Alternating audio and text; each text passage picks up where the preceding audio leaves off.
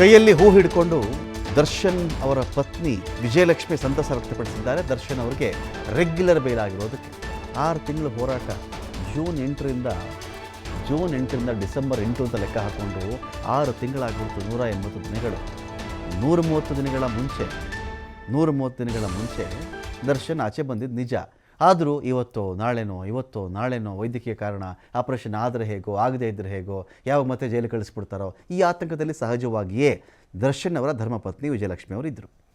ಈಗೇನು ಮಾಡಿದ್ದಾರೆ, ಬಹುಶಃ ಇದು ದೇವಾಲಯಗಳಿಗೆ ಸಂಬಂಧಪಟ್ಟಂಥ ಹೂವು ಅಂತ ಭಾವಿಸೋಣ, ಹೂ ಪ್ರಸಾದವನ್ನು ಪಡ್ಕೊಂಡು ಬಂದಿರಬೇಕು ಅವರು ಅಂತ ನಾವು ಅಂದುಕೊಳ್ಳೋಣ. ಅದನ್ನು ಹಿಡ್ಕೊಂಡಿರ್ತಕ್ಕಂಥ ಒಂದು ಫೋಟೋವನ್ನು ದರ್ಶನ್ ಅವರ ಪತ್ನಿ ವಿಜಯಲಕ್ಷ್ಮಿ ಅವರು ಅದನ್ನು ಪೋಸ್ಟ್ ಮಾಡೋ ಮೂಲಕವಾಗಿ ಸಂತಸವನ್ನು ವ್ಯಕ್ತಪಡಿಸ್ತಾ ಇದ್ದಾರೆ. ಜಾಲತಾಣದಲ್ಲಿ ಅದನ್ನು ಪೋಸ್ಟ್ ಮಾಡಿದ್ದಾರೆ ಕೂಡ. ಇದು ದರ್ಶನ್ ಪತ್ನಿಯ ಪೂಜಾ ಫಲ ಅಂತ ಹೇಳಿದ್ರು ಕೂಡ ತಪ್ಪಾಗಲಿಕ್ಕಿಲ್ಲ. ಈ ಒಂದು ಕೇಸಲ್ಲಿ ಯಾರೇನೇ ಆಗಿರಲಿ, ಅಲ್ಟಿಮೇಟ್ಲಿ ಗಂಡನ ಪರವಾಗಿ ನಿಲ್ಲುವುದು ಪತ್ನಿ ಅಂತ. ಗಂಡನ ಪರವಾಗಿ ನಿಂತ್ಕೊಳ್ಳೋದು ಪತ್ನಿ. ಯಾಕಂದರೆ ಪತ್ನಿ, ಸಹೋದರ, ಅವರ ಸಹ ನಟರು, ಕೆಲವೆಲ್ಲ ದರ್ಶನ್ ಇಷ್ಟಪಡ್ತಕ್ಕಂಥ ನಟರು ಕೂಡ ಇದ್ದಾರೆ. ಅವರೆಲ್ಲರೂ ಕೂಡ ಹೋರಾಟ ಮಾಡಿದ್ದಾರೆ. ಬಳ್ಳಾರಿಗೆ ನೀವು ಊಟ ತೆಗೆದುಕೊಂಡು ಹೋಗೋದ್ರಿಂದ ಹಿಡಿದು ಸೋಮವಾರ ಗುರುವಾರ ಪರ್ಮಿಷನ್ ಇರ್ತಿತ್ತು, ಹೋಗ್ತಾಯಿದ್ರು, ಬರ್ತಾಯಿದ್ರು, ಮಾತಾಡಬೇಕಿತ್ತು, ಲಾಯರ್ ಹತ್ರ ಬರಬೇಕಿತ್ತು, ಒಂದು ಕಡೆ ಮಗನ ಎಜುಕೇಷನ್ ನೋಡಬೇಕಾಗಿತ್ತು, ಸಾವಿರಾರು ಜನಕ್ಕೆ ಉತ್ತರ ಕೊಡಬೇಕು, ಮುಜುಗರ, ಇದೆಲ್ಲವನ್ನು ಕೂಡ ದಾಟದಂಥವ್ರು ಫ್ಯಾಮಿಲಿಯವರು ಮಾತ್ರ.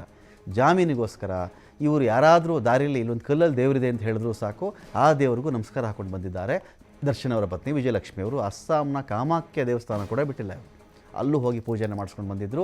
ಕೊಲ್ಲೂರು ಮೂಕಾಂಬಿಕೆ ದೇವಸ್ಥಾನದಲ್ಲೂ ಪೂಜೆ ಆಗಿತ್ತು, ಹೋಮ ಹವನ ನಡೆಸಿದ್ರು ದರ್ಶನ್ ಅವರ ಪತ್ನಿ ವಿಜಯಲಕ್ಷ್ಮಿ ಅವರು. ಇದೀಗ ಬಹುಶಃ ಅವರವರ ನಂಬಿಕೆಗೆ ಬಿಟ್ಟಂಥ ವಿಚಾರ ಇದು. ಅವರ ಒಂದು ಪೂಜೆಗೆ ಫಲ ಸಿಕ್ಕಂತೆ ಕಾಣಿಸ್ತಾ ಇದೆ.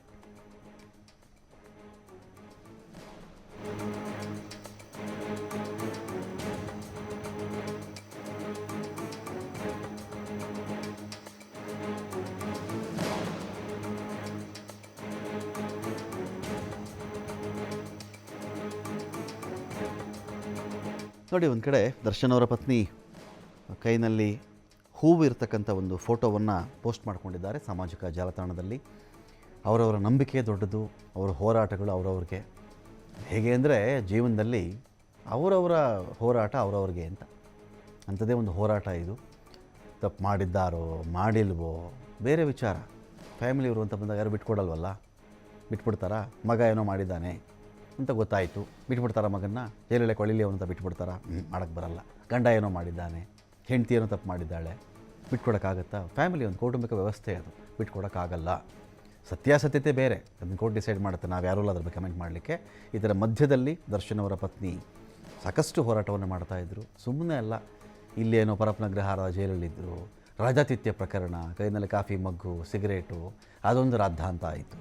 ಅಲ್ಲಿಂದ ಬಳ್ಳಾರಿಗೆ, ಹೇಗೋ ಇವರು ಬೆಂಗಳೂರಲ್ಲೇ ಇರೋದು, ಆರ್ ನಗರದಿಂದ ಪರಪ್ಪನಗ್ರಹಾರಕ್ಕೆ ಹೋಗಿ ಬರಬಹುದು ಅಂತ ಅಂದುಕೊಂಡಿದ್ರು. ಏಕಾಏಕಿ ನೋಡಿದ್ರೆ ಬಳ್ಳಾರಿಗೆ ಶಿಫ್ಟು.